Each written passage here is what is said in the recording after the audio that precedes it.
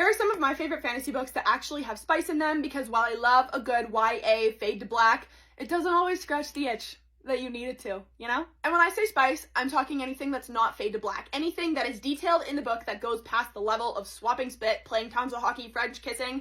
That's not what I'm talking about. I'm talking more than that, okay? I'm not talking anything crazy for you dark romance girlies out there, but drop the Rex in the comments, please. These are just your fantasy books that have spice in them, because if you haven't read these, just know they're not fade to black, okay? First up, we have The Serpent and the Wings of Night by Carissa Broadbent. I will never shut up about Carissa Broadbent. If you're wondering what to read after your SJM hangover, Carissa Broadbent. Either this series or the Daughter of No Worlds series. This series in particular has more spice than Daughter of No Worlds. I love this with all of my heart. This is about a competition between vampires that takes place like every 100 years, and our main character is a human that enters because she is tired of living with the vampires and feeling so inferior and like she can't defend herself. So she enters this competition because at the end of it, they get a gift from a goddess, and obviously she wants to be as strong as everybody that she lives around. However, in this competition, she meets a very stunning Nightborn vampire who has wings, and he, of course, wants to be allies. She's hesitant. Only one person can survive this competition,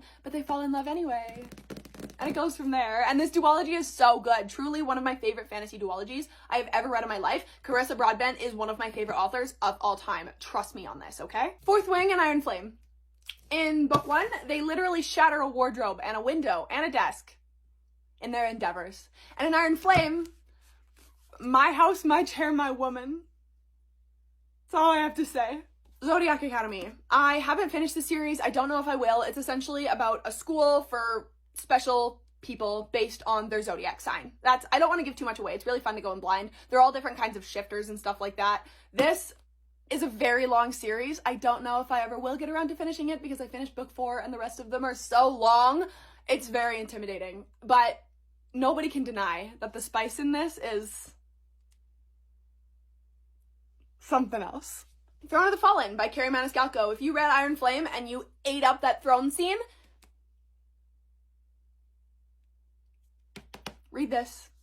Do you like demon princes, witches, fae, werewolves, vampires? They're all in here. They're all in here. This was my favorite fantasy read of 2023. And there is spice. And it is good. It is good.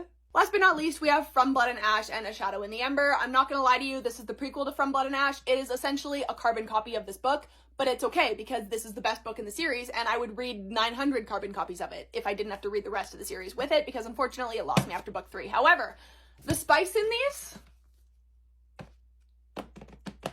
this is the blueprint. Like, Jennifer L. Armentrout knows what she's doing when it comes to tension and slow burn and angst and spice. These are really good. These are, honestly, I recommend these sometimes, like, as standalones, if you don't mind cliffhangers.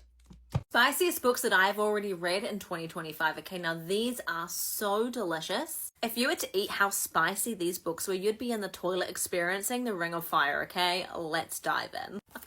This book was pure filth. I loved this so freaking much. This whole book is centered around sex. Like, she literally is being trained how to please the prince by a basilisk. So a man that turns into a big old snake and he spits like his smoky venom into her mouth, and she bangs his dad in front of everyone. And they all get so turned on that they all just start fornicating at the same time. There's a lot to unpack with this book. Like, you need to go find my other videos about this, okay? Because I can't explain it all here. Oh my god, this book, you guys, it made me so angry at the end. Like, I'm gonna warn you now. It was livid and I was heartbroken at the same time. But if you're looking for a book with great spice, oh boy, yes.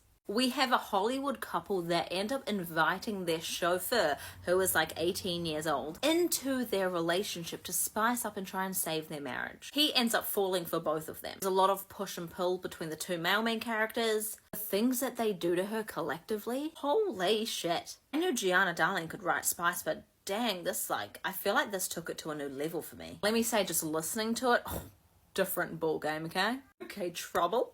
That's fuck. Oh my god. This is another romance with 2 guys and 1 girl. The 2 guys are best friends. One's had a crush on the other one has never pursued that. She wants both of them and kind of brings all of them together in this beautiful, delicious and spicy relationship. There is a lot of beautiful moments, a lot of healing, really beautiful communication as well. But listening to this, let me tell you, I was blushing. Trying to do chores around the house, like doing dishes, folding, washing.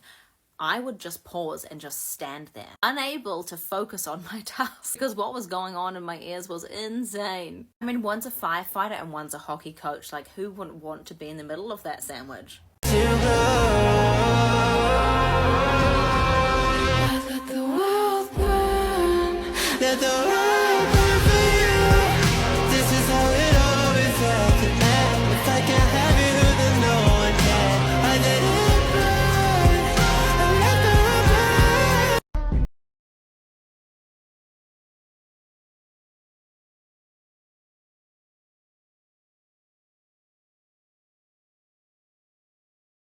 Heard that you're a little bit of a slut for an unhinged fictional man like myself. That or you're new to dark romance and you want to see what the fun is all about. Welcome. Let's go through some of my all-time favorite dark romance series that have me in a fucking chokehold. Honestly, it seems fitting to start with the series that started it all for me. This was my first dark romance experience, the Devil's Night series. I don't even know what world I went to when I was reading this, but I remember nothing else during those days other than this utterly consuming me and me having a lot of questions about myself. I honestly feel like this was a great series to start with.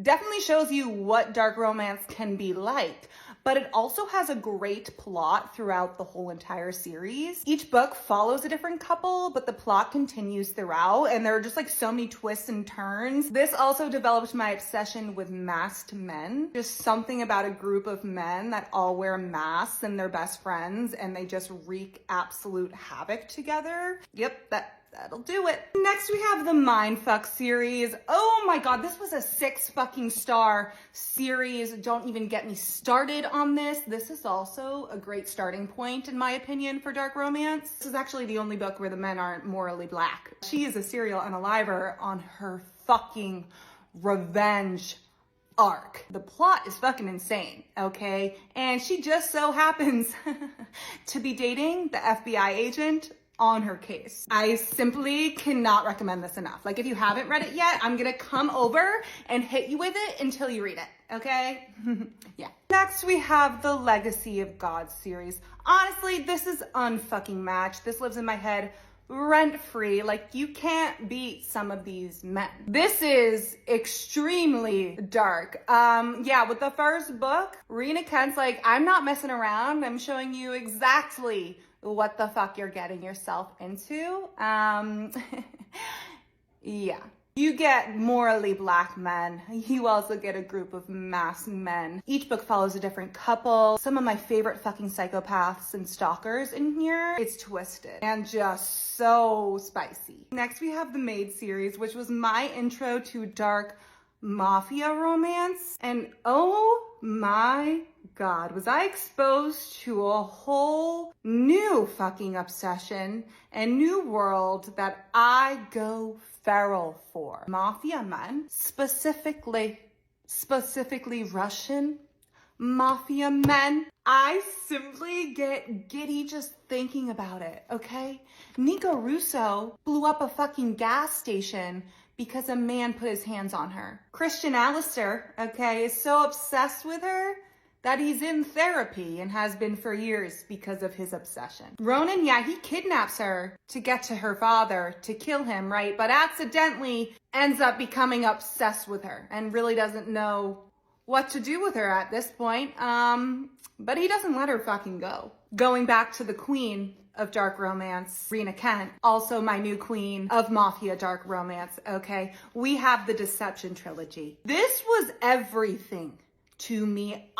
My mind is blown. I had no idea what to expect. It was not this. I was so pleasantly surprised, exceeded all of my expectations. Adrian Volkov, Daddy Adrian, the spiciest, so much spice, but the plot is still fucking plotting. I would die for Adrian and Leah. But again, these mafia men, I can't get enough of them. And their nicknames for their women that are in Russian, and then you finally find out what they mean. Don't even fucking get me started. It's crazy, it's wild, it's toxic. And I'm currently diving into the Rena Kent like backlog, so I just know that there's gonna be more added to this list in a few months. So stay tuned.